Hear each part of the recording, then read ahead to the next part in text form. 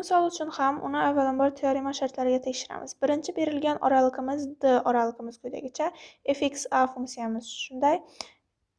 Ma'lumki, fx funksiya berilgan oralig'da uzluksiz. Endi f hosila a bo'yicha x a ni topamiz.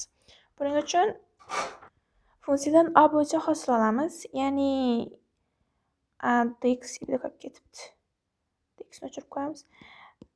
Endi shundan hosil olgan bo'lsak, 1 taqsim kosinus x oddiy son sifatida qaraladi.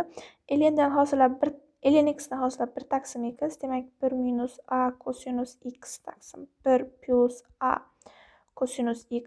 Endi ln ni argumentidan hosil olamiz. Kasrdan hosil olgandik, yuqoridan hosilab a bo'yicha kosinus x past ko'payadi 1 plus kosinus x. Shu pastdan yozamiz.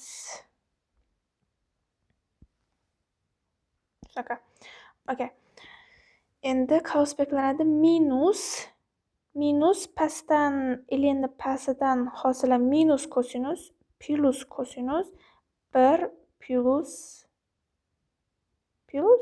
nega bu yer plus, bu yer minus bo'lishi kerak. 1 plus a kosinus x pastda 1 minus a kosinus x ni qavs kvadrat. Soddalashtiradigan bo'lsak, bular ketadi.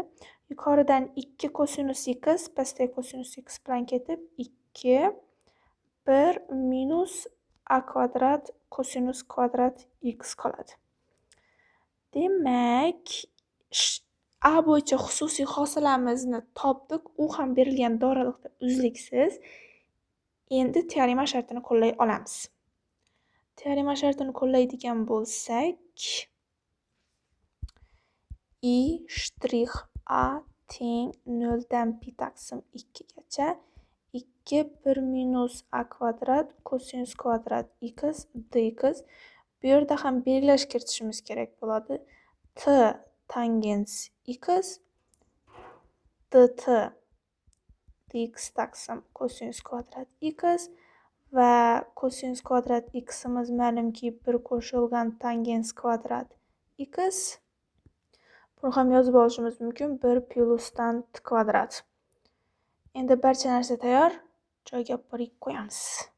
Teng 0 dan plus cheksizlikkacha o'zgaradi.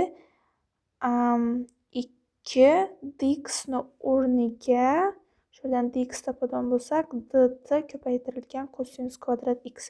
Borib qo'yamiz. Kosinus kvadrat x dt pastimizda 1 minusdan a kvadrat kosinus kvadratni o'rnini qo'ygan bo'lsak 1 taqsim 1 plus t kvadrat. Yana shakl almashtirishlarni bajaramiz. 0 dan plus cheksizlikkacha. 0 dan plus cheksizlikkacha. Yuqorida 2 1 taqsim 1 plus t kvadrat dt. Pastda 1 plus t kvadrat minusdan a kvadrat taqsim 1 plus t kvadrat. Mahrajlar ketadi. Mahrajlar ketdi. Nima bilan qoldik? Plus cheksizgacha 2 dt taqsim t kvadrat plus 1 minusdan a kvadrat etib yozib olamiz. Buni ham chiroyliroq tarzda quyidagicha yozib olishimiz mumkin. Ilzosida 1 minusdan a kvadrat ning kvadrati.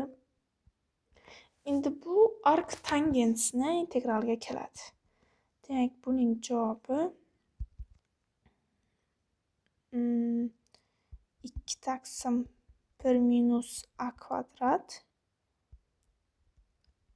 ark tangens x taqsim 1 minusdan a kvadrat 0 dan plus xgacha hisoblaymiz. Javobimiz 2 taqsim 1 minusdan a kvadrat ko'paytirilgan pi taqsim 2.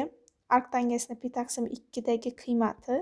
Ark tangesni 0 dagi qiymati biz 0 ketib qoladi. Javobimiz pi taqsim ilzosida 1 minus a kvadrat. Endi nimaga erishdik? Erishgan narsamiz i shtrix a teng bo'ldi pi taqsim ilzosida 1 minus a kvadrat. Endi i a ni topish uchun a bo'yicha integrallashimiz kerak bo'ladi.